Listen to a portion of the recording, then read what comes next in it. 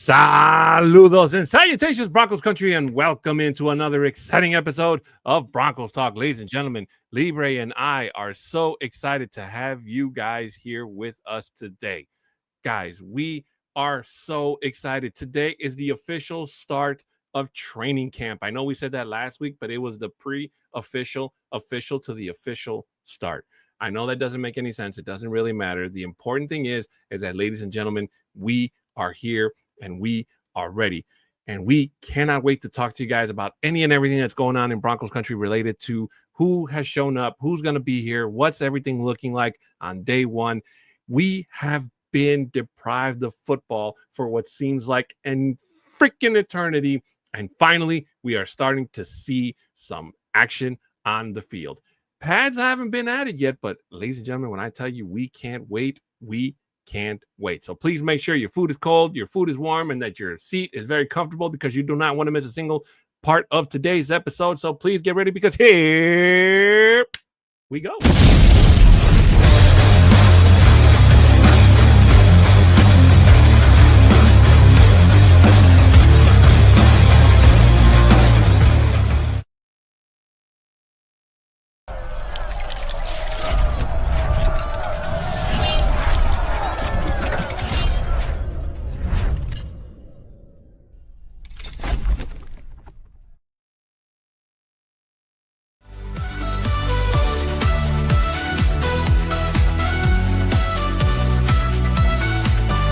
Broncos talk, let's rock, feel the energy rise. From the microphone to the fans reaching the skies. Every episode is thrill and surprise. For the love of the game, we harmonize.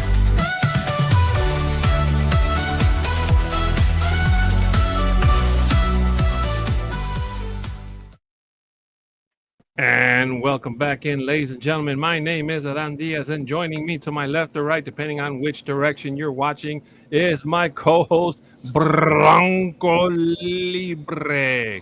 How are you doing tonight, my friend? What's happening? I'm doing good. Finally, football is finally back. Let's go. Doesn't it feel exciting, my friend? Oh my gosh, it's so exciting. I can't wait for this season already. I know we've been talking about this for over the last several months, but now that it's finally here, I'm super excited now that we're able to watch actual football again. How did you feel when you saw those players coming in, Libre, into the Practice facility. practice facility? You know, I'm still thinking about wrestling. Honestly, what one thing that I like, because they arrived in training camp at the training facility yesterday, that's really to get like their weight, get the cross the T's, dot the I's, all that stuff here, have a couple meetings, one or two, but now that we've actually seen practice happen today, with what the reports that came out, I'm so excited, man. It's just that blood rushing. I already told my office that I have Bronco fever, that I'm not actually going to show up to work because of Bronco fever. So let's go. Well, I don't know if I can say I have Bronco fever, Libre, but I got something in my veins, and it is orange and blue. And I just realized my camera is a little too high. There we go. Well, you're not in the Mile High City, though. Why is it so high? It doesn't really matter, though. I'm repping in the Midwest, bro. It's like I'm in the Midwest. The Johnny 303 in the Midwest. See, you got my buddy Glenn Hauser over on the east side, and Mundungus has got like the left side of the Midwest. I got like the middle, and then you're the only one that lives in Colorado, so that's so still true. like the most ironic thing about both of these networks. I mean, the fact that we have to rely on you for like breaking news stuff before we can get it out of Isaiah Henderson. See, and Isaiah, where are you at, bro? Where are you at? It's Besides in the text chat. You know it before Isaiah does. It's almost like Isaiah has to confirm with you, like, hey, man, I heard is it true? Yeah, man, go on the air. Talk about it. Sometimes it happens. Some people do actually come to me first, which go to Twitter. Adam Scheffner really has the true there, or Mike Kliss or whatever. That's where I'm getting my sources at right now. Unless it's happened to come through where it's fan related stuff like we have going on, that's Mm-hmm. the time that I will have it. But other than that, I get all my news right away. But again, I do have my notifications on, so once it does happen, it comes on quick. Yeah. Well, ladies and gentlemen, we got a couple of things we got to get out of the way before we start today's show. As always, we'd like to say welcome if this is your first time here, and if not, welcome back. Ladies and gentlemen, first of all, Libre and I would like to ask you for your support for us here on the Orange and Blue Network. So please make sure you subscribe, share, comment, and like on this show. And we have other shows here on the network that are here for your Broncos needs. If there's a comment, question, or anything that we did not get to on today's show, please feel free to hit us up on the YouTube channel comments, and we will get back to you ASAP. Also, we are on the MHRT network. This is a simulcast, so we're streaming on both channels at the same time. So please make sure you subscribe, share, comment, and like on the MHRT network as well. And they also have a lot of great content for you guys to watch after you've watched every one of our episodes from beginning to end. Okay, just remember that on both networks, by the way. That's the great thing, is we have episodes on both networks in case this isn't live and you're listening to us after the fact. For our audio listeners, please, 5-star reviews are always welcome, depending on, it doesn't matter on which audio podcast platform you're listening to us. We are everywhere you need us to be.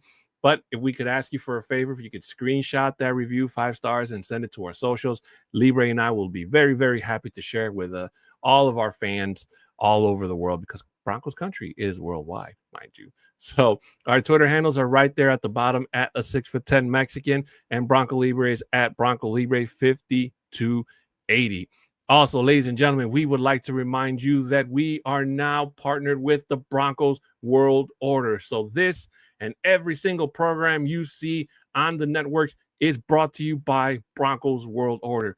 Ladies and gentlemen, Broncos Country is worldwide, like I said, but Broncos World Order is forever, man. It's for life. Once you're in for life, man.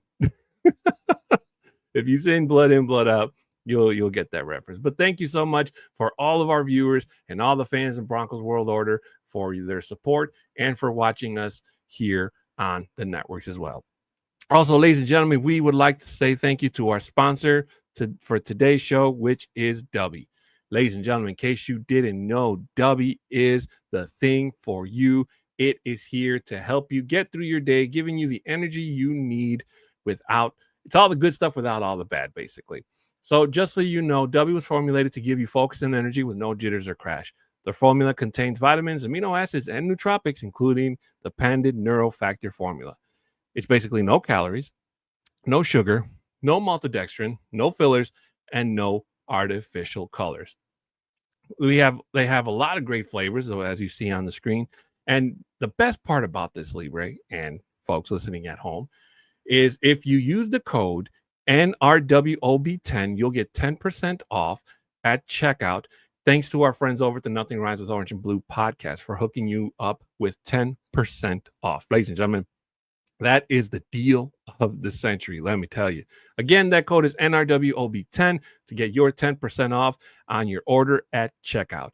Shout out to our friends over at W for being a continuous sponsor of this and all the shows here on the network, and also to our friends on the Nothing Rhymes with Orange and Blue podcast, which airs every single Tuesday here on the Nothing Rhymes with Orange and Blue show. We're calling it that. It's actually the Orange and Blue Network, but Johnny Baki is making me say Nothing Rhymes with Orange and Blue like 100 times, and if I don't say it, he's going to fire me and Libre. So pray for us. Please do. For any business inquiries, you can email at broncostalk2020@gmail.com. And finally, ladies and gentlemen, we would like to go over the show schedule with you on what is coming up for the 2025 NFL football season and what you can expect in case you are new to our networks, I should say. Every Monday, Wednesday, and Friday, 11 a.m., we have the Orange and Blue Blitz, which is coming to you with all of the up-to-date Broncos news with our good friend Isaiah. Shout out to Isaiah. Broncos Bros is every single Monday at 7 p.m. Nothing Rhymes with, as I mentioned a few minutes ago, is Tuesdays at 6. Broncos Talk, which is the show you're watching now, Wednesdays at 6. Viva los Broncos, which is the only all-Spanish podcast that I can tell you I know of is every Friday at 6 p.m. And with any Broncos breaking news, we have the fresh squeeze that comes on as soon as the news get broken into Broncos country. And for every game day, 1 hour before kickoff, we have the Get Buck pregame show where we give our ideas, our thoughts, our predictions about the upcoming matchup. And then at the end of the game, regardless of the decision, and if Johnny Baki lets us curse a couple of times, we have the post-game show, the Buck Your Feelings post-game show, which airs every game day right after the game ends. So make sure your live notifications are, click that little bell so that way you get the live notifications whenever one of these shows comes up, so you never miss out. Whew. Glad you finished that. All right, your turn, Libre. I'm going to go take a break. All right, so let's start it off, guys. Well, another thing, what I want to first start out with is here, we done the announcements. Let's go through here as well. I have a friend of mine. Her name is Mile High Missy. So what she's doing here right now, we have this division group here. It's called the group is called All Fans United, City to City. And we have a Denver chapter here in Denver, Colorado, and there's other fan groups within other organizations. So it's like going to be part of the fan of fans. So what we're doing right now is we're trying to build the Denver chapter. I'm helping her out with that itself. And it's just, we want to grow together to give back. So it's really getting the football community together and giving back to our communities itself. For anybody that is here in the Denver, Colorado area, for the very first preseason game against the 49ers, we're going to be having a watch party there that's going to be scheduled between the 49ers and the Broncos August 9th at 6:30, and we're going to be at Chicken and Pickles Thornton. So that's going to be 14225 Lincoln Street in Thornton, Colorado, 80023. Part of it as well is we're just trying to build the organization, especially with the Puro Broncos and the Denver as well, which is the group that I have started here with the helping to build the Latino community as well. So if we can get as many people out to the watch parties to help this organization to help give back to the city, back to the, here in Colorado, that's what we're looking to do is like giving back. And if anybody has any questions or comments about that, please do not hesitate to reach out to myself directly on at Bronco Libre 5280 here on X, or you can also reach out to Mile High Missy, and then you can catch her with all of her socials as well. If you just reach out to me if you have a hard time reaching out to her, whatever, we'll be able to communicate and have that set up with you guys. So definitely I want to set that up. The game is only here a couple of weeks away, so let's get it out there as much as we can. Let's have a huge watch party. Start it off right. First game of the season. Bo Nix's second year. Let's do this. And I forgot to mention, shout out to our audience. If we have any left on TikTok, if there's any questions or comments you guys want to ask us, please feel free. Same thing for our viewers watching us live right now on stream. In case we don't get to your comment or question, please do not feel bad. And if we do miss it, feel free to hit us up on our socials and we will catch you up on the next episode. But first of all, let's say hello to Raider Shield family. He says, Yo. What's happening, Vato Locos? They're on Raider the dark Shield side. family. I'm still waiting for that invite to come on your show, man. Slide in my DMs, bro. Send me that invite and let's sit down and talk about the Raiders. It might not be the conversation you want to hear, but I'm going to tell it to you straight, brother. Yes, sir. Shai Vargas jumping in saying it feels so excited. The Broncos are back. You ain't wrong, Shai. Let's go, man. The excitement that we have. Let's go. Thanks so much for being here. And your primo, Juan Marquez, saying hello, Broncos country. What's happening, primo? Let's go. I got to tell you, Libre, like today waking up just felt a whole lot different. I mean, you could feel it in the air. I mean, like you were mentioning work, my whole drive in after I got through with my catching up on my late night shows. Like unfortunately I was too busy at work to catch any of the live streams. I don't know if you saw any of the streams, Libre. But maybe you can give us an insight. What's the feeling like in Denver right now? the excitement is already real. Like right away this morning, the social media is already posting about all the players already reporting as of yesterday. They're actually in camp today, getting out there on the field. And the best thing about it is anybody that has any type of contract disputes or anything like that, guess what? They're in the building. And that is the best part. That just means that they are there for the greater good of the team itself. I did hear this one comment about Cortland Sutton, about that he's there. He did all the stretching, he did all that, but when it did come down to 7-on-7, he did sit out. He wasn't participating in part of all that. But you know what? The best thing about this, though, even though he's not participating in that part, I'm okay with that, because I know that between his agent and the team that they're working on a deal to get this done. And that goes with Nick Bonito, and that goes with, I can't remember. I think there's another guy that's also has another contract year as well. But having them in the building, that right there alone says so much volume to the type of character that they are, and they know what this team is capable of doing, because they could be some of these other guys that are not showing up to practices and they're holdouts, like Terry McLaurin. They're in Washington. Like they've already put him on the PUP list already. Like they put him on the did not report to camp and so forth. So, but because Cortland Sutton is here in town, he's in practice, he's there in the facility. That just tells you where his mentality is at. And he says, you know what, I'm here, even though I'm not going to participate in some of the stuff, but I'm here. That's the bottom line. And hearing that and whatnot, that just makes me even more excited for this team, because these guys already know how special this team is already is already, which I'm so excited for. I just wanted to say that I can't give you an honest feel, because unfortunately I don't know another Broncos fan like myself here in Chicago.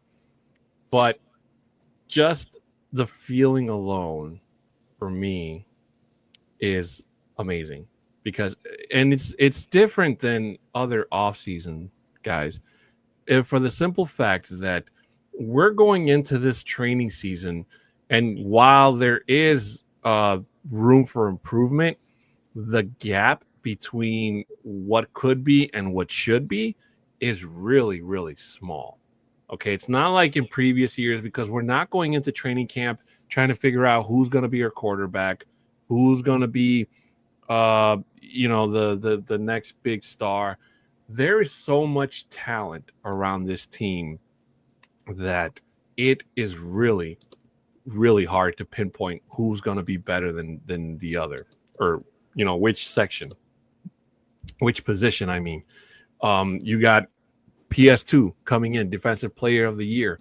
Bo Nix, who just fell short of being right up there in terms of being nominated for Offensive Rookie of the Year.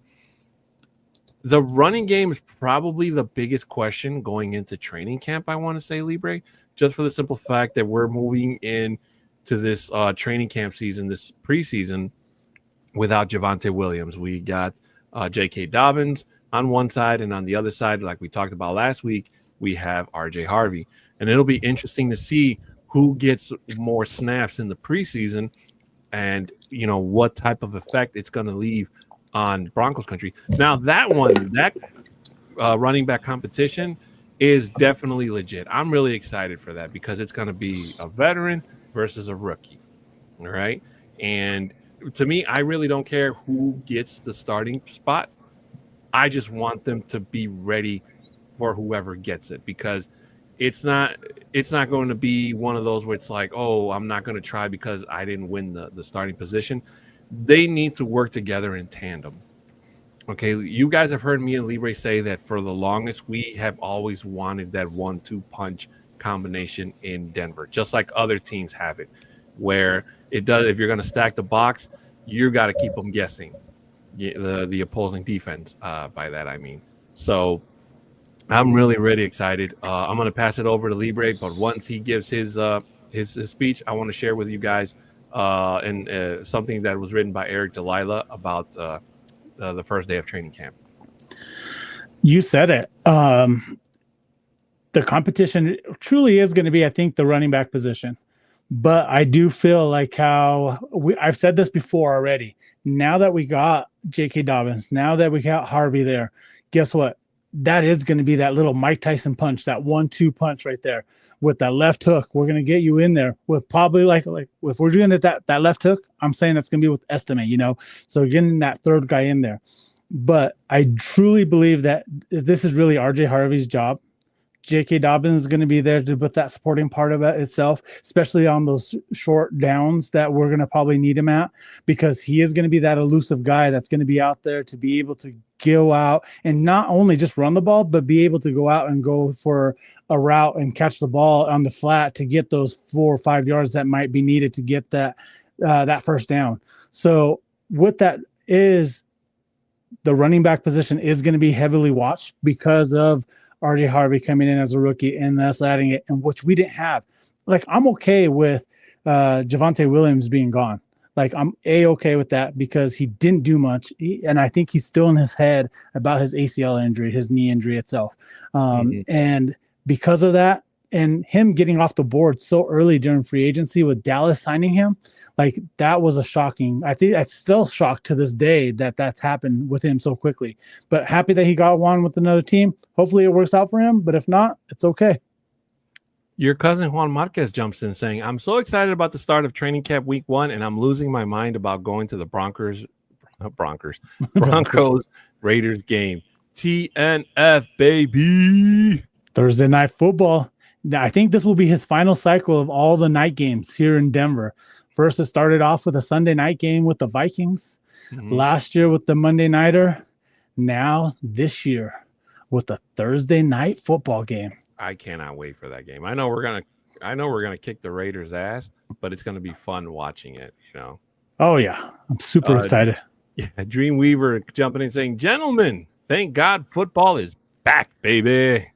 What? Finally, it's here. Let's go. And then he jumps in asking, Jaleel or Estime or both? Oh, that's gonna be tough. I think it's Jaleel. I'm sorry. I know Estime has fans in Denver. I'm definitely a fan of Estime's, but I don't see the Broncos going in with 4 running backs in the starting position. It could happen. Hell, we went into it with 3 quarterbacks, but I think that Estime is probably going to be the odd man looking out. He might end up on the practice squad, and if that happens, I'm pretty sure another team is going to come scoop him up. So I'd be more shocked if they do go into the start of the season with 4 running backs instead of just 3. Libre, go ahead.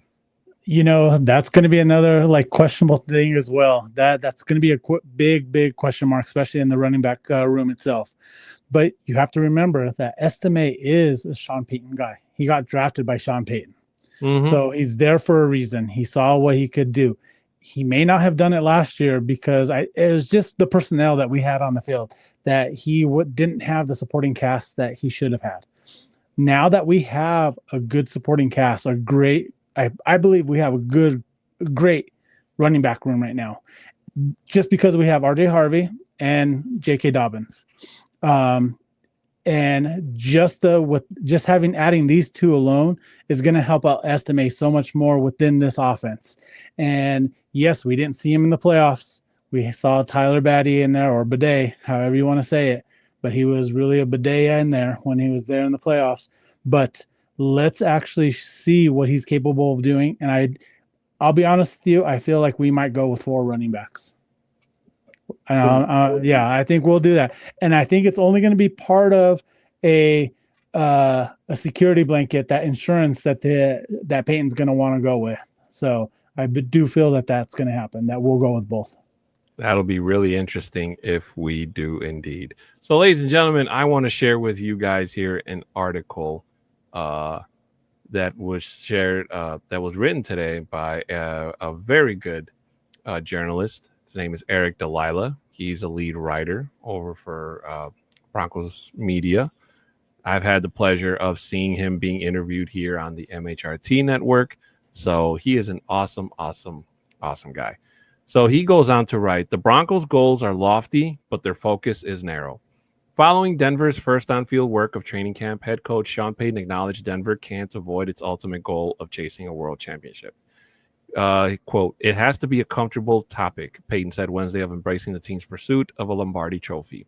Payton, though, said the journey, quote unquote, that is the NFL season, requires a more granular approach to reach those heights. And that message, outlining the ultimate goal while describing the necessary immediate steps, is the one he imparted on the team to begin training camp. Libre, what are your thoughts about that paragraph? I agree with it 100%. It's not like we're winning the championship tomorrow. Like, you have to instill these, you have to go in there and get these plays set up. You have to go in there and practice, and it goes day by day. That's why training camp is so important as well, because you start to work out all the little hiccups. Like, you find what works for the team, what's not working for the team. So I agree with this. It starts here right now, and it starts with the guys in the off season, while they're in the off season working out. And guess what? And it also starts with your players showing up to camp. Like I mentioned earlier, we have we have Cortland Sutton in the house. We have Nick Bonito there in the house talking about their contract years right now.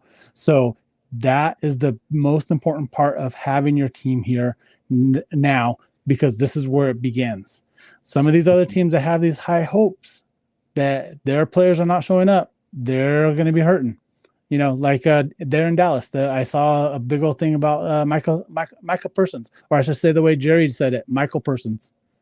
So he doesn't even know his own player's name. That's how unreal, like how bad it is there in Dallas. He doesn't even know his own player's name. So I'm excited for it. I agree with Sean Payton there. I agree with his focus and what he's trying to do. I'm behind it 100%. Yeah, I agree too. And I like the way it was worded in just that paragraph, about the journey. Oh, absolutely. And because it's totally right. I mean, Sean Payton picked the exact right words. It has to be a comfortable topic. It has to be something where everybody is in unison, basically. Mm-hmm. Because for 31 teams, obviously 32 teams are literally going to start out the exact same way. It's Lombardi or bust.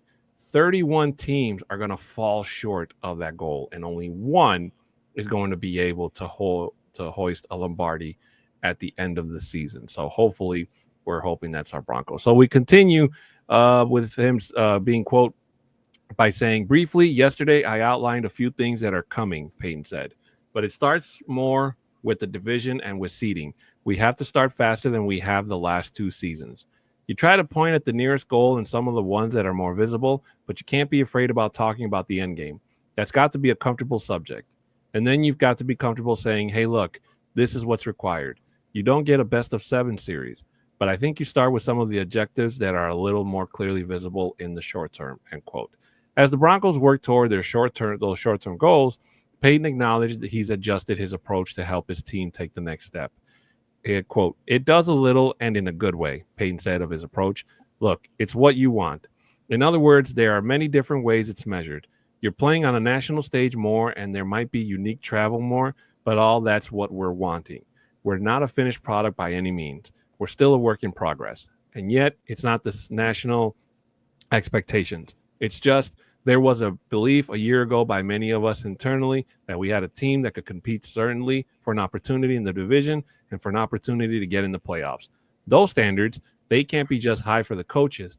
The whole group needs to see the opportunity and where we can go. When the whole thing started 2 years ago, this is kind of where we were hoping to be going into year 3. It's exciting, end quote. Libre, your thoughts? Man, that just gives you chills. Just to see like the vision that he already has. Like, and I think that's all we had when we actually traded for him when he came over here 3 years ago. And now seeing it and seeing how well the team has been built because of him, with him and George Payton and so forth. Like, I can't believe that we're actually here. It's been 10 years since the last time you've been this excited going into a season. Like, I could say that, yeah, maybe 3 years ago when we first got Russell Wilson, but again, that was just like, all right, that's like a quick fix, something like that. But this just feels way different. because we've built our team. They've already saying that the way that the Broncos have already rebuilt the team itself is just so organic. Like it's not like typically it's not done this way. And just seeing those words that people are talking about it, and the excitement coming into this season is so unbelievable. And it's like, man, I just wish that it was football already. Like, I wish I can be going to the games and sitting at Mile High Stadium and being there with the tailgates and so forth. And that's how I'm going to feel on Friday when I'm at training camp. So I'm super excited for that. Yeah, I mean, the fact that he says that we're still a work in progress, I absolutely love that, because I don't think you're going to hear that from a lot of other coaches, especially those that are kind of still, quote unquote, on their high horse. And by what I mean by high horse, I mean those coaches that just because their team went to the playoffs and they got so far without actually winning the whole thing, which is only thing one team can really say, that they're not still riding on those coattails. You know, Sean Payton understands that this, even though this is year 3 for him, it's a whole different season. They're not going to just go based on what they did last year. They're trying to go past that. Okay. And that's a wonderful thing to see and hear a coach say, because that doesn't just set the bar, Libre, that knocks it the frick off the poles, and literally the sky is the limit. So the fact that Coach Sean Payton understands why he was brought to this team and what the management, his bosses or the people above him, or however you want to say it, are expecting of him, then that to me speaks volume. And that to me is exactly what has been missing for this team for the longest. We talked about this a couple episodes ago about how lost the Broncos were when Pat Bowlen unfortunately had to step back because of health issues. And, you know, there was just chaos in the family. Nobody could assume control, and the Broncos were just spiraling. For the last 9 freaking years, the Broncos were just spiraling until somebody finally came in, took the reins, and started assuming control. Now, granted, Libre, they made a lot of changes that you and I still maybe don't agree with to this day or find very questionable, but it has led us to this path.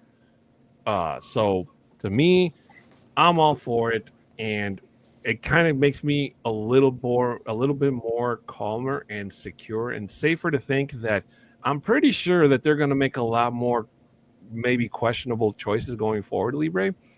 But the fact that they're making it known that they don't care how much money you make, who your name is, nobody is safe. And if you're not bringing positive vibes and excellence and victories to this team, then you are not wanted here. I agree with you 100%. And just in that first paragraph right there, talking about the division and the seeding, already saying, you know what, we need to think about that from week 1. We need to start off the season strong and hard and not let up. You know, yeah, we're going to be facing up a rookie quarterback at the week 1 versus the Titans with Cam Ward, because Will Levis is already going to be out for the season itself. So we already know it's going to be Cam Ward. So let's go out there, and like we've said this before already, let's go out there, go strong, and hit them hard in the mouth, and just tell Cam Ward, welcome to the NFL, rookie, because this is not going to be as easy as you think it is. Yeah, you might be the number 1 pick, but guess what? This is not an easy league. And then looking at our schedule, like I feel like our schedule for us is real favorable. So I feel like it's going to be a great way to start off the season 3-0, 4-0, whatever the case might be, where we're just going to be in there and attacking strong. And I feel like this team, the way that George Payton and Sean Payton are setting it up, is that we're not going to let up. I feel like we're going to be like the 2013 team where we just went out there and broke all kinds of records. And I can actually see Bo Nix going out there and breaking Peyton Manning's records this year. And he is set up to do that. Definitely. We got some comments here, Libre, that are stacking up. Dreamweaver jumping in saying, Drew Brees told Russ to stop calling him. He invited Bo to his house. LOL, nobody likes Russ. I didn't hear that one, but I like it. No, that's just speculation to me. But I will say that it was announced today that the Giants wasted little time in naming Russell Wilson the starting quarterback. And I've already heard that they're already taking bets to see how long that lasts in terms before he gets replaced by somebody else that the Giants either bring in or find or what have you. So it's gonna be an interesting season on that regard. Shai Vargas saying Bo Nix is looking good. Yes, he is. I wholeheartedly agree. Juan Marquez saying, Coach has won a Lombardi trophy. I love that he has full control of the team.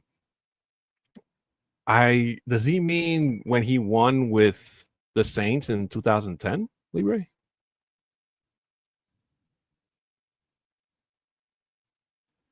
Your audio's no wonder I couldn't hear you.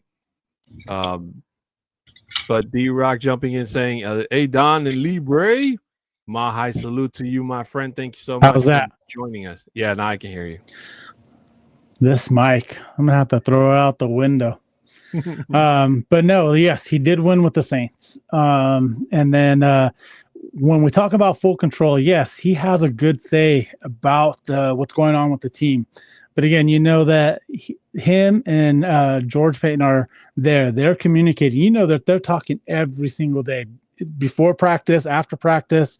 They might have dinners with their families and so forth, talking about everything. But just know that they make a decision. And I think especially when you have great teams, that your GM and your head coach, they're working together side by side, and they both make decisions where they want to make sure that this team is the best team available out there. And I feel that these two have that type of relationship right now. And I think that's why you're seeing why the Broncos are doing so well. I agree. Let's continue reading just a little bit. There's just this part about what Jay mentioned about Nix visiting with Drew Brees during the offseason. And it goes, as Bo Nix got ready for his second season in Denver, his prep included a multi-day visit to see future Pro Hall of Famer Drew Brees. Payton said Nix visited Brees for 4 or 5 days to learn more from the former Saints quarterback about Brees' knowledge of the offense and his routine. Brees, who visited Broncos practice back in 2023, was a 2-time AP Offensive Player of the Year and 13-time Pro Bowler during his 20-year career. Quote, it was Nix just reaching out and just coordinating some time to dive into the offense, the schedule, the calendar, his schedule, his work week and season, Payton said.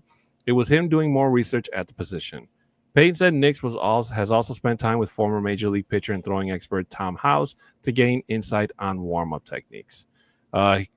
He's quoted by saying, he's someone that works his tail off, wants to improve, Payton said of Nix. The whole offseason is planned out. There's a lot that he wants to absorb in a fast period of time. That's a great thing for a young player like that. We're never going to just pick up from where we left off, but there's a lot of building to do when we look at last year and a lot of positives to look at that. The Broncos will hold their first official practice of training camp on Friday, but they were back on the grass on Wednesday to begin a ramp up toward full speed work. Quoted, you're getting back into it, Payton said. They left in good shape. These guys all, when you talk to them, the 5 weeks between when we were last here and now, these guys all do a good job of training, whether they're here local or somewhere else. The installation, I mentioned to them, it's a process. We're going to have 4 straight days of installation, and then when the pads come on, we'll be back with the same installation. It's retaining, getting a chance to repeat, and put the mistakes behind you. There's a number of things. Getting back into wearing your football shoes on the grass, moving around. I thought today was a good start. We weren't long out there. It's building it up, end quote. Libre, your thoughts? You know, part of it is you have to know that Sean Payton says, here's Drew Brees' number. Reach out to him. He knows my system. He knows my work ethic. He knows what I like to have done. So why not go to a quarterback who's very familiar with Sean Payton? Go out there, talk to him, get the insight from the quarterback perspective. Because I can tell you, I can lead you up to the trough or whatever to water, but I can't make you drink. Mm-hmm. The thing is, it's like being able to give that information to another quarterback or somebody that's worked with them, who was successful, who won a Super Bowl with them. So why not go to that person that will be able to give you insight to what he was able to do, what worked for him and all that. Yes, you go out there, you collect as much information as you can, and you put into practice what you can. what works for you, what doesn't work for you. That's something that you have to do for yourself as well. And having him going out there and reaching out to Drew Brees, I love that fact that he actually did that. And knowing that Drew Brees was able to say, yep, this is what I did in season. This is what I did off season. This is what was going on. This is what I prepped for the games. This is how you study, or whatever the playbook is, or what's going on. He goes, so that alone right there, and you can already, and I feel like you could see this already during OTAs, just the leadership. I mean, I mentioned this before, that Bo Nix already has on this team on year 2.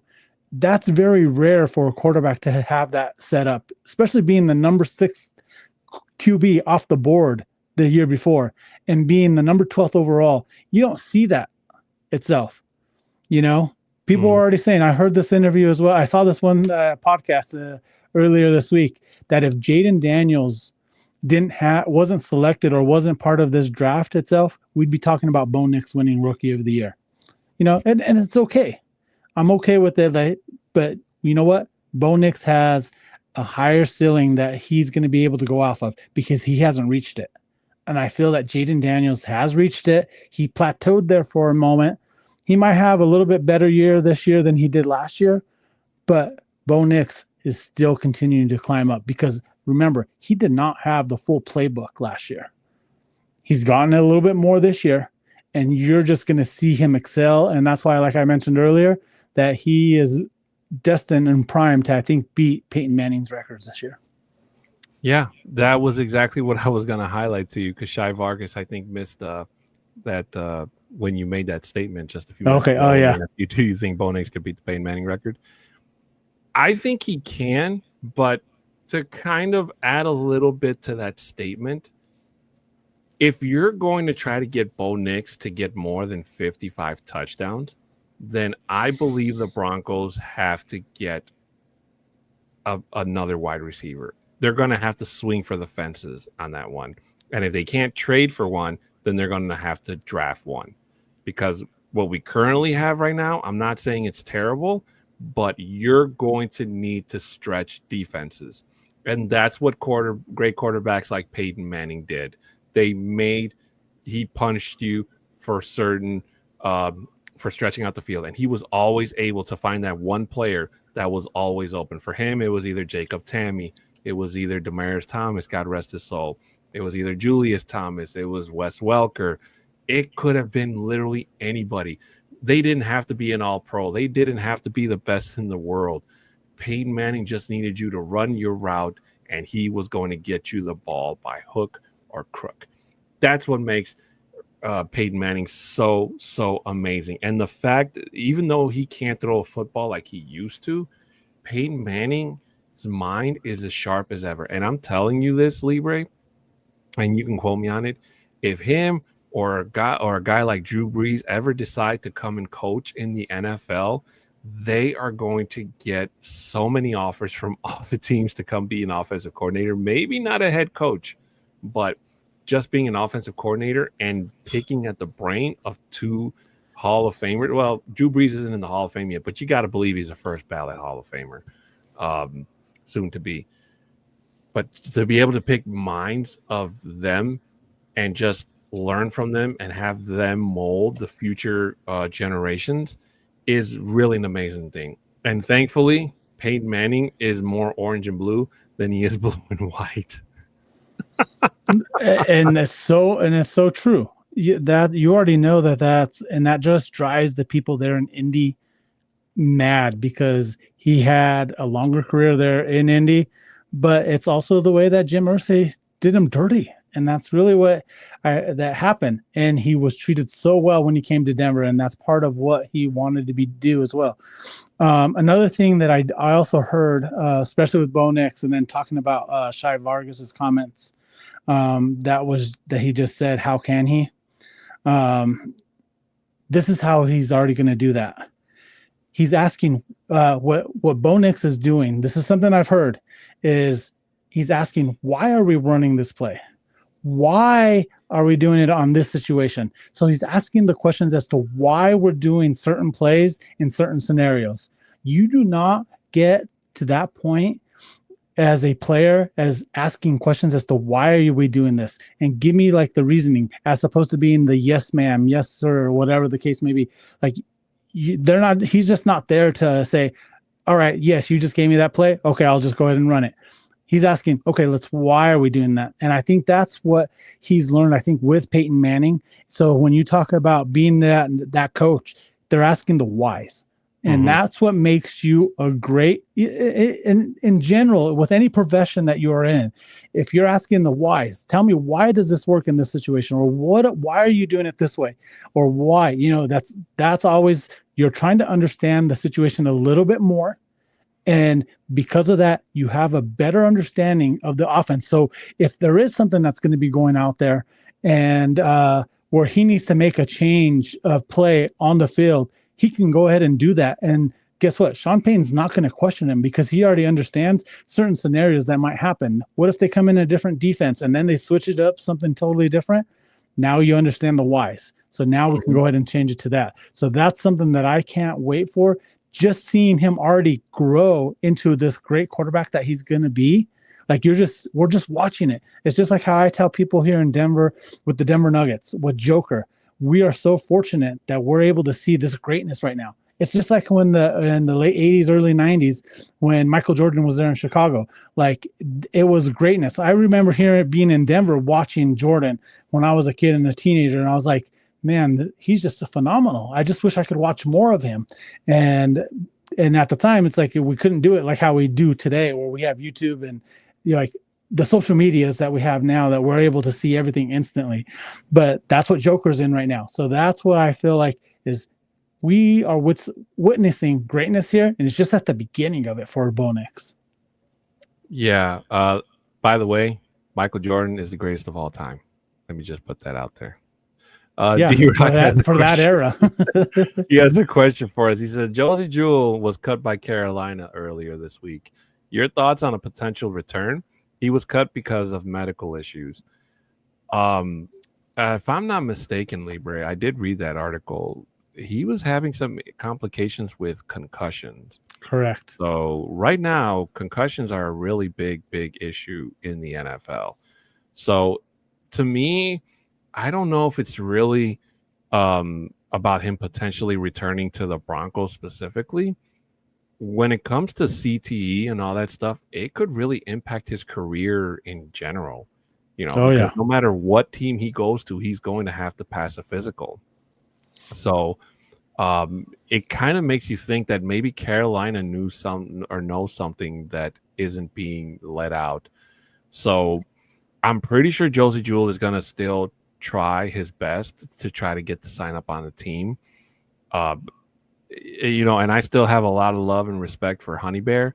I still don't agree with the decision to have let him walk and go to a team like Carolina, because as we saw, he did absolutely nothing with in Carolina. And that's because he was with our former defensive coordinator. That's why I had a little bit of hope for him. But even that didn't do anything.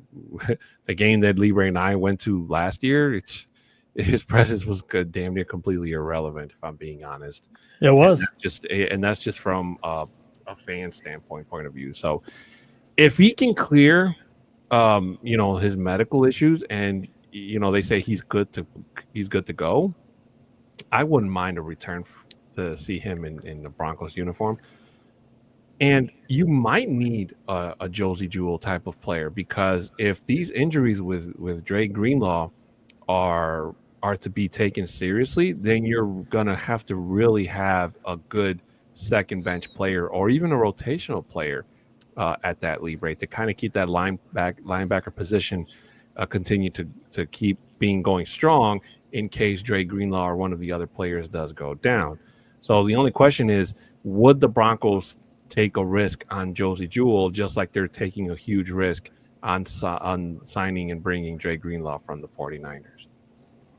For me, like, it's going to be tough, because yes, like how you mentioned, he's going to have to pass medical, especially with concussions, especially if he still is having symptoms of the concussion. That just tells me, how many concussions did he have prior, like now going up to this point? and of course they just can't cut him just to cut him. Like they had to buy out his contract for medical reasons and so forth. So if that's the case, like he may not play again. Like that's a sad thing to say, because once he was here in Denver and he played really well.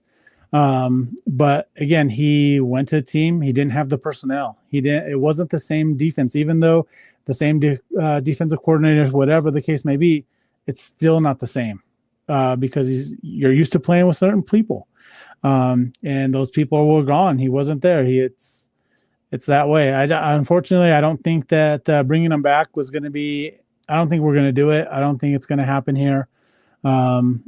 And I feel more for, like, I want to make sure that you're good and healthy, that you have a good quality of life. Because if you still have concussion symptoms, especially if the season ending already like 8-9 months ago for you, like, and you're still experiencing it, that's not a good sign. Yeah, that really isn't. So I really hope he gets his health comes first. Okay, let's get that out there. His health comes first before signing with the Broncos or any of the other 31 teams. So hopefully he can clear that and he can get a clean bill of health before he starts going and trying to sign with another team. But him coming to Denver, that's going to really be I don't know if a stretch is the correct term, but he had a chance to stay in Denver. He could have renegotiated when he was a free agent, and he chose to go. So I'm not saying he's not welcome back in Denver, because I still remember the whole Honey Bear thing and, how we were excited. And he was really good in the Denver defense. But unfortunately, just because you're good in one defense doesn't mean it's going to transfer and translate automatically over to another. Every single defensive coordinator runs their defense a certain way. And now I think Josie Jewell is very well aware of that. Your cousin Juan comes in and says, I have a Bo Nix jersey, as Libre knows. Let me say that I have high expectations for him, and he has already surpassed most of them.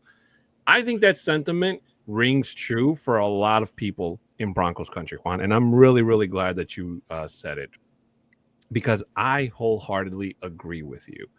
I think that he has surpassed most of them. And the fact that he doesn't have to worry about those first year jitters like a lot of quarterbacks have. Him and shoot, I forgot his name already. Jaden Daniels, they went out there and they knocked it out of the park. Okay, you guys have heard me say it on this show before that Jaden Daniels outshined Caleb Williams. And I read a report today that said that Caleb Williams on his first day at Bears training camp was terrible, because now he has Ben Johnson, who literally took the Lions to almost took the Lions to a Super Bowl and took them to the playoffs twice. And him running the show in Chicago is really going to help weed out all the facts about Caleb Williams and expose and see if Caleb Williams really was worth the number one draft pick selection, because now he's not being babied by what's his name, the coach from the Bears last year. And these are statements that were made by my friend Eric, the guy that was here a couple of weeks, like a month ago, when we did our first Ask the Fan segment for the Bears section. So these are all comments made by him, and they're definitely what I agree with. That's why I'm repeating to them. So it'll be interesting to see how that goes further. But Bo Nix had a very, very big well, in that regard, Jaden Daniels too, because Jaden Daniels has what's his name? The offensive coordinator. He was the Cardinals head coach. Oh, you know who I'm talking about, right? Yes. Dang it, I have to look it up now because it's gonna bug me. And so he has him, and Bo Nix has Sean Payton. So it is really interesting that they both started off with very, very promising. Now, we still haven't seen anything from the Vikings and Kingsbury. Cliff Kingsbury, thank you. Jaden Daniels had Cliff Kingsbury. If Kingsbury didn't come to Washington, I think we'd be having a very, very much different conversation about what Jaden Daniels in Washington is looking like. But him coming in there and doing for him is exactly what Sean Payton did for Bo Nix in his first year. And you better believe that when that game happens, the Commanders versus the Broncos, if it's not primetime already, you better bet that it is going to be the most watched and hyped game of that week. You know what? Lucky for you, it is prime time. It is Sunday night. Thank you. Sunday night. You had to look it up for me because I couldn't remember. No, I didn't have to look it up. I already knew because I was actually looking for tickets to go to that game. It's not in Denver? No, it's actually in Washington. Oh, it's in Maryland? So the game, so the Broncos just announced this week as well that they're going to be having what is it? Orange herd takeover. So they're going to have one in London, and then they're going to have one there in Washington, there in or in Maryland, because it's just right by there, Landover, Maryland. Yeah, so I had one the first year that we had Russell Wilson here, and I went to Seattle. They had the Orange Herd takeover there. That's where I was able to meet Denali Leach and Steve Atwater and whatnot. So it's those events are really cool. So I was like, once I saw that, I was like, oh, maybe I should just go out there. It's November 30th. So I was like, yeah, maybe we should do that. Let's go Sunday night. I'm still on track. I'm driving to Indianapolis for week 2. That's still gonna happen. I'm really excited for that. It's like a 3.5 hour drive for me, but that's nothing. You can do that in your sleep. Yeah, I know. So, but just so we're talking about that indie game right now. So me and my friend Mahai Missy. So again, like I mentioned earlier in the show, we are going to actually for that game. So we're going to have an official watch party for that game as well. Week 2 for the indie game. We're going to be at that Chicken and Pickle spot there in Thornton here in Denver. So please, let's show up, show out. Let's have a great time. Watch the game, enjoy some great food, drinks, and then play some pickleball afterwards. I can't play football because I'm old. But you can play pickleball. I can play kickball like nobody's business, though. That's funny. And softball. I can play softball, too. Unfortunately, my softball team at our annual family picnic this year, we lost, but we'll be looking for redemption next year. I can guarantee. I blame it on your nephew. Bro, blame it on my brother's friend who missed like 3 easy fly balls, and then you can blame one on me because I was distracted looking at my shoes and the ball went midfield, and by the time I looked up, it was already rolled. So there were mistakes made. See how you are? You're out there just twiddling your thumbs, looking at the butterflies. Oh, look at you. I wish there were butterflies. I think it would have been cooler for me to say, hey, I got distracted looking at a butterfly instead of, hey, I got distracted looking at my freaking shoes. That's funny. As big as I am, I mean, come on, man. But no, ladies and gentlemen, to kind of sum up today as we get ready to head into the OT part of the show, today, just the words by Sean Payton just kind of make you... It's exciting because he even mentioned there's excitement in Denver, and this is all happening before the pads come on.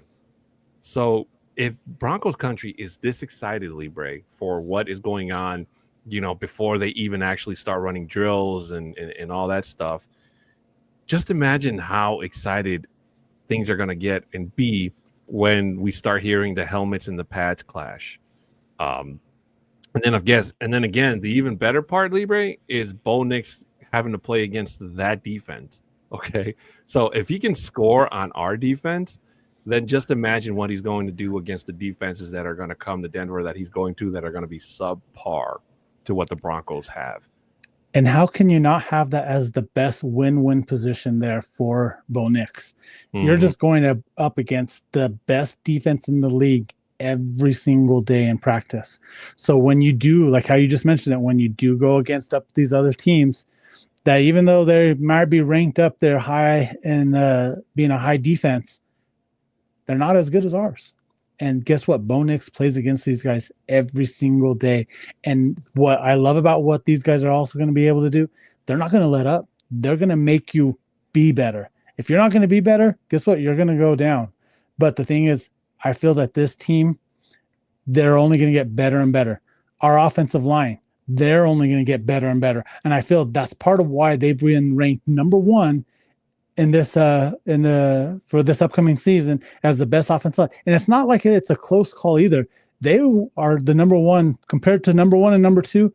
They're surpassing the number two team already for the offensive line itself. And it's because I feel like is that this defense that they go up against day in and day out. And you're just going to see this continue to grow more and more. And just talking about it just now, like, man, that just makes me so more excited for when I actually go out there on Friday and see them in person.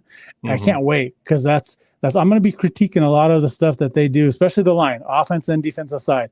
I want to make sure to see what they're doing. And then everything else is secondary, what everyone wants to see, the flashy plays, the deep passes, the deep runs. I'm there. What's happening in the trenches? Because that's where everything starts, is in the trenches. Ladies and gentlemen, we are 1 hour past the mark, which means that Libre and I are ready to get into some overtime.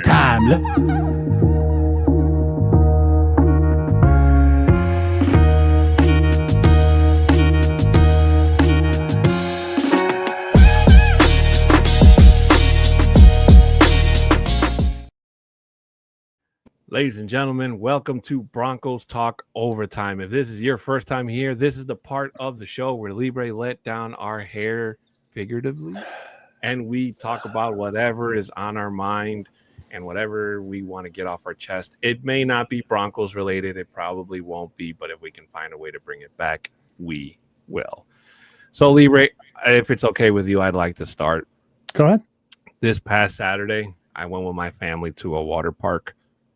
And while I was relaxing in the wave pool, and it's really nice because they put up like this giant screen where they play music videos. So now I can stand in the deep end and watch music videos while I wait for the waves to kick in like once every 20 minutes or so. But there are two things that I noticed. And one of them is something that I've noticed for the longest, and I still don't know why people keep doing it. And then the second is something that just started recently kind of bugging me. The first is people that don't know how to swim and you don't have a life jacket. Why do you keep going to the deepest part of the pool? Because it's so much fun. Like the amount of people that me and my brother saw, the lifeguards had to jump in because they can't. It's either they couldn't swim or they underestimated the current of thinking that they could swim across the waves, and then they get overwhelmed. And then, well, thank God the lifeguards are there, first of all, because they're doing their jobs. They're being lifeguards. But in some cases, it was the same person that had to keep getting, because they kept going back.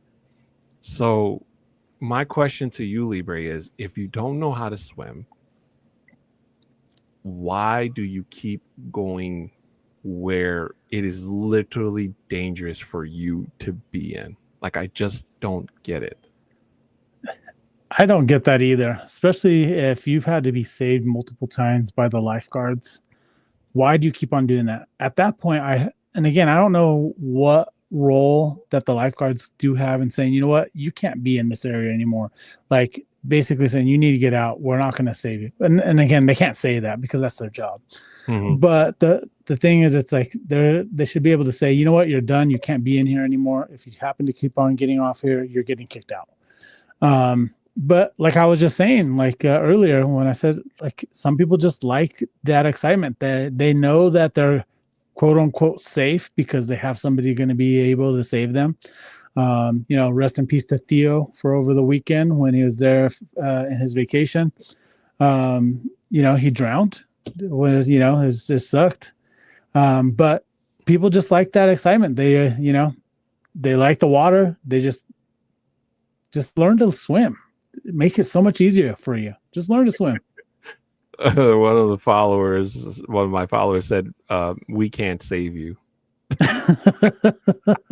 Now, granted, when they pull anybody out of the water or they save them or whatever, they have to go talk to what I'm guessing is either their boss or their manager, somebody in a red shirt.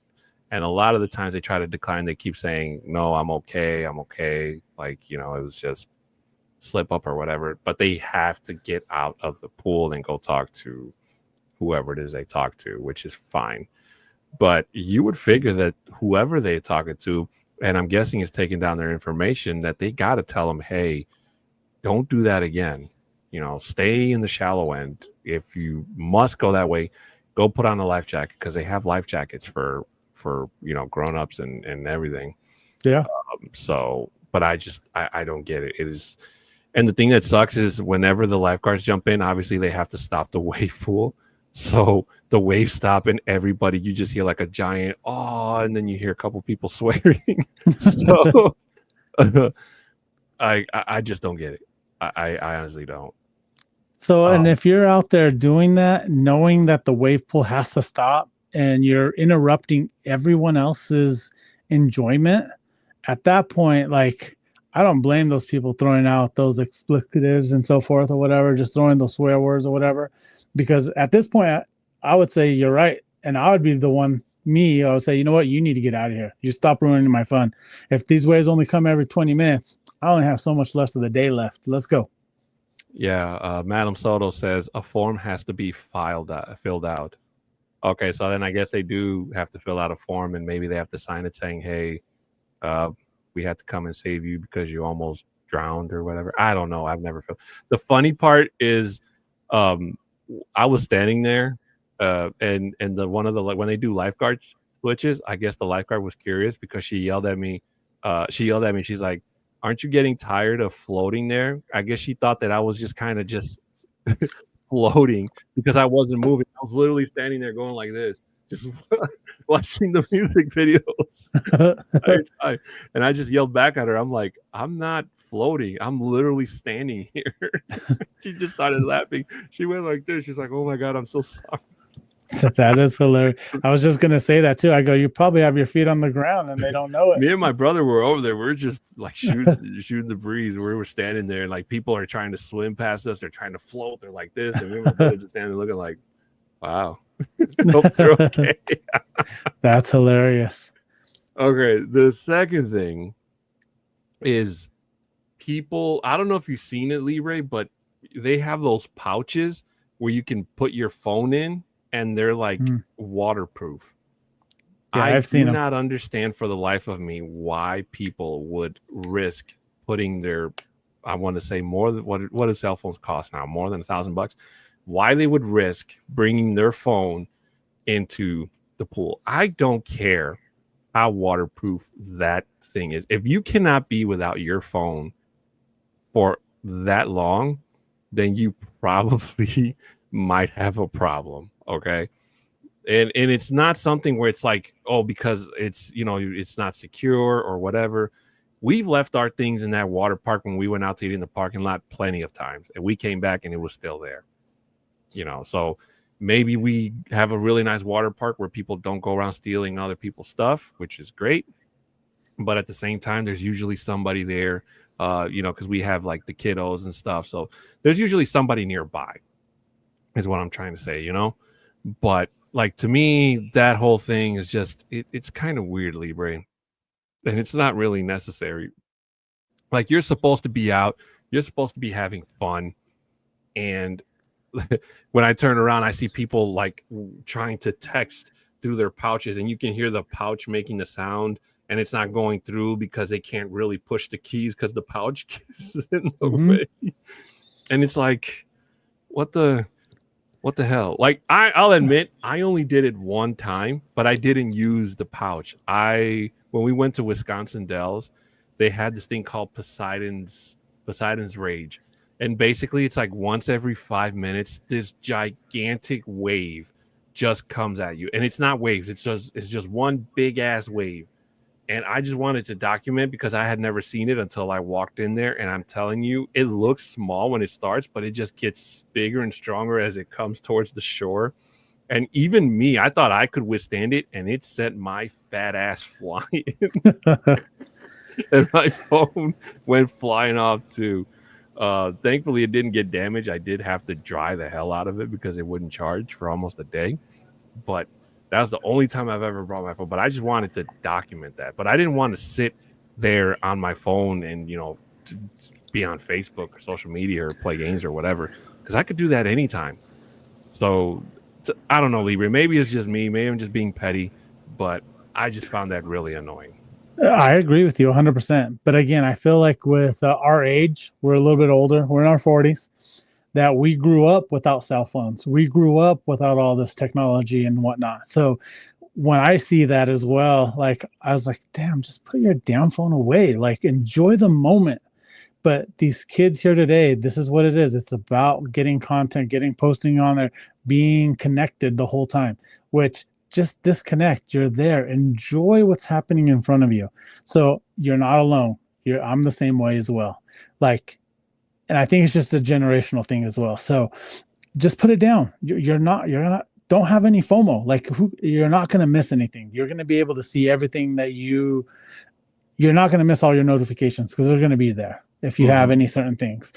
But again, it's just these people just want to get content, put it out there, just get whatever they can. Just enjoy the moment, enjoy life because you're. It's funny that you should mention that because I was literally telling my chat, I think it was yesterday, the day before we had this conversation about how life was before cell phones. I was telling them a story about when I was in high school. There was this girl in my class that liked me, and we were just like, we would send each other notes because that's how people communicated back then, was through notes. But I would always hand it to her. We would hand it to each other, and my arms were long enough where I could literally go like this and stretch like two people. But I guess she was trying to be cute, and she threw it at me, and I wasn't looking, and it went flying past my head, and it like hit the corner or whatever. And then the teacher made me read it out loud in English, and since it was Spanish class, I had to read it in English and then in Spanish. Oh, and thank God it wasn't the dirty note because I think that would have made it even worse. But it's just kind of crazy, just it goes to show you just how much technology has changed the times, Oh, absolutely. This was like in I want to say my freshman year in high school. So this was like 1998, 97, 98, around there. So, back when landlines, I remember I used to stay up late with my friends on the landlines. We would do the conference calls where it's like we would connect each other. They called it party lines. The party lines. Yeah. And then when cell phones did first come out, my dad, I remember he got us like the very first phone was like those indestructible Nokias, and we all wanted to use it. So like I would give my number to my friends and then they would call. Same thing with my mom. My mom got when the razors came out. I had my mom's razor. I would take it with me and pretend it was mine. And even though nobody called me because nobody had that number, still I would pretend just like I would do a bunch of stupid stuff. But I feel like teenagers still do stupid stuff to this day. That just goes with being a teen. But it is crazy, Libre, just how phones have changed and evolved. And I will say the only cell phone that I miss having out of all the cell phones I ever owned in my life would probably be the Sidekick, the T-Mobile Sidekick. I don't know if you know what that looks like. Oh, I do. I didn't like it. You didn't like it? The flippable screen, the full QWERTY keyboard. I could text on that phone like nobody's business. See, that's like one thing that I didn't like. Because even now I'm not like a huge texter itself. So having that itself was not a thing I wanted, just because I saw the screen, you could flip it, then you have your full keyboard right there. There was at one point I did want to get a BlackBerry, but then I was like, you know what? I don't want a BlackBerry because it's just all the keys are just right there as well. So I never got a BlackBerry, never got the Sidekick. I did have a Razor when they came out. I had a Razor, and I also had the indestructible Nokia one as well, playing the Snake game on there because that was the best thing ever. Man, I'm telling you, when I had that Sidekick broke on me 3 different times, and I returned it each time. And my dad was like, "Why don't you just get a different phone? Because it's like maybe they're defective." I'm like, "Listen, this is the greatest phone I've ever owned. I don't care if it breaks down 1,000,000 times. We have insurance, and they replaced it for free every time. The first time, the inside of the screen broke. The second time, it wouldn't charge, And then the third time, I forgot what happened the third time. It was a problem with the software issue, like where it wouldn't boot up or do certain things, right? But it was just the thing to have, because when you saw somebody else with a sidekick, it'd be like, okay, I see it, dude. And you could send messages so fast where you didn't have to do, and it was so annoying, where it's like if you wanted, you had to push 444, 222, 11, you know, Yeah. because you had to switch letters. And with that, with the Razor, I know that was pretty popular, you know, but with the sidekick, it's like you could send a message way faster than that. And you know, and this was also when the whole like ringtones thing started taking off, and you can get custom ringtones. I used to drive my dad bananas with those extra charges because I would just download a bunch of like stuff. not remembering that they charged it to his account, so he'd always get on my case about That's like all funny. these charges. And since I started working, I had to pay him for them. And then the text messaging, when they used to have a limit before it became unlimited. Oh my God. Like they only gave me 500 messages, but I would go through 500 messages in like A day. So I would also get in trouble for running up a bill too. Like it is. And then what was the last one? I think it was before call me after 9 p.m. from 9 to 6 a.m. unlimited minutes. So I would stay up late talking to God only knows who I was talking to at the time. I don't even remember. But it was just like, yeah, man, after 9 o'clock, I feel like everybody's phone in the world just started going off at the same time. Oh, yeah. You know, another phone that I remember having was from Nextel, the walkie-talkies. Yep. D-Rock saying, Yeah. shout out Chirps. Yep. So those were like the best, because I used to actually work for Sprint Nextel at the time. Right as soon as they did the merger, I was working customer support for them at that time. Mhm. And they gave us the opportunity to buy the phones at a discounted price, and then they would just take it out of our paycheck. So it was super easy, and we always have the newest, latest one too. So being able to go in there and like it was so cool, just saying, all right, you know, that was the best. Did you ever own a beeper? I did. Oh, dude, So that's that the was only back when my technology I've never owned, dude. I've owned almost every other piece of 90s technology except a freaking beeper. So that's right there about the same time when cell phones started to come out, whatever, like 97, 98.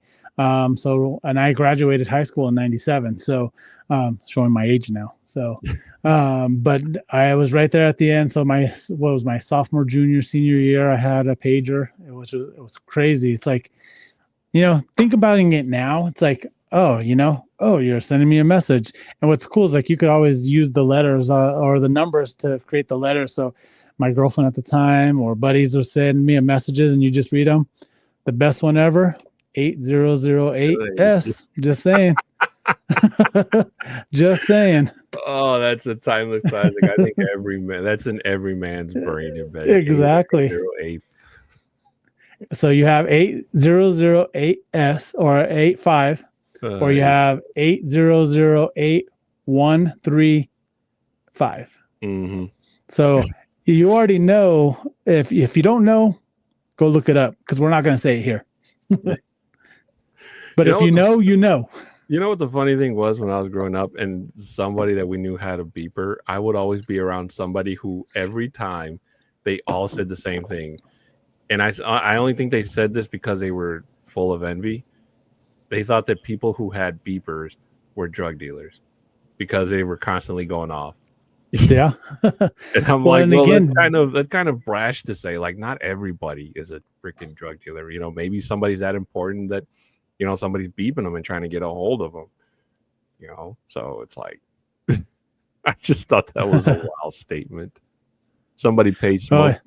So somebody else just posted on or just text me about talking about our beepers. She said 304. So if you turn it upside down, so now you know what it says. 304, yeah. Yeah. I never even thought about 304. It probably did exist and we just totally forgot, to be honest with you. I know. Oh, actually, let me rephrase that. I've never owned the Palm Pilot either. I did find one on the train one time, but it didn't work because it was dead. But I don't know what the hell I did with it, but I remember I kept it. But it was really funny. cool. Palm Pilots were like supposed to be like the next wave of the future, and then apparently they weren't, because that's when the iPhone. Do you remember what your first cell phone was? The Nokia one your very first cell phone that you ever owned? Um, dang. Now you're asking me to remember way back when. Um, was Nokia that one? It might have been. If not, it was probably right before Nokia, where it was like a little tiny flip phone or something like that they had. And it was only it wasn't like a traditional flip phone. It was more of a traditional, like a flip where it was covering the numbers itself. I think that's what it was. I can't even remember, but like my fondest memory is the Nokia, the indestructible one, and then we're just playing the snake game. Bro, I'll tell you a funny story. My very first cell phone was a Sony Ericsson. I forget the number, but I remember it was Sony Ericsson. It was like this small, and it was silver on the front, black on the back. So I had always gotten on my parents about giving me my own phone, and they were always like, well, you're not ready. You're not ready. You're not old enough. You're not ready. You're not old. I'm like, I'm about to be 18 years old. Like, I don't know what age you think I need a cell phone, but if you want me to stop asking both of you guys to lend me the phone, then just give me my own phone and I'll leave you the hell alone. And then my dad finally caved in, and he's like, all right. So the closest store that sold T-Mobile phones, the girl that worked the counter was one of my classmates in high school. I forget what class it was, but I'll never forget it. Her name was Jennifer. So when we walked in, obviously we recognized each other right away. So, she was like, oh, how can I help you? And like, oh, we're here to pick out a phone. And she showed me a bunch of phones. And she's like, pick whichever one you want. So I told my dad, I'm like, can I get whichever one I want? Or is there like a budget or what? And he's like, pick whatever phone you want. Doesn't matter. So I'm like, okay, well, give me the Sony Ericsson. I'll take that one. So, she was getting it ready. She was activating it or whatever. And then my dad, out of nowhere, he leans over and I guess he thought that she didn't know how to speak Spanish. And he was like, without even being discreet, he says, you should ask her to be your first phone number. And she just starts blushing, dude. And I was like, oh my God. I'm like, she speaks Spanish, right? She's Mexican. And he's like, oh, really? She doesn't look. That's hilarious. But you know what? That's the Latino parents. Oh, they're man. like, it was the most awkward. Like, she was trying to be professional, but she was trying not to laugh either. She just handed us the bag, and I'm like, okay, bye. The next day at school, like, I had to keep apologizing to her like a million times. Oh, man. Now, I'm pretty sure there's been more other embarrassing moments from other people, but I think that one is top tier, like, embarrassing. Well, that's the Latinos, the parents. That's their job, to embarrass you, to embarrass their kids. Of course, that's what it is.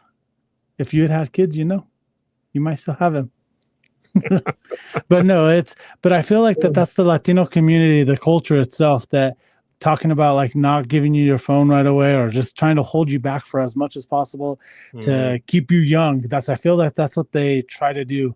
And eventually they just give in, like your dad and your parents did at that time. And then of course, while you're there, let's just embarrass them.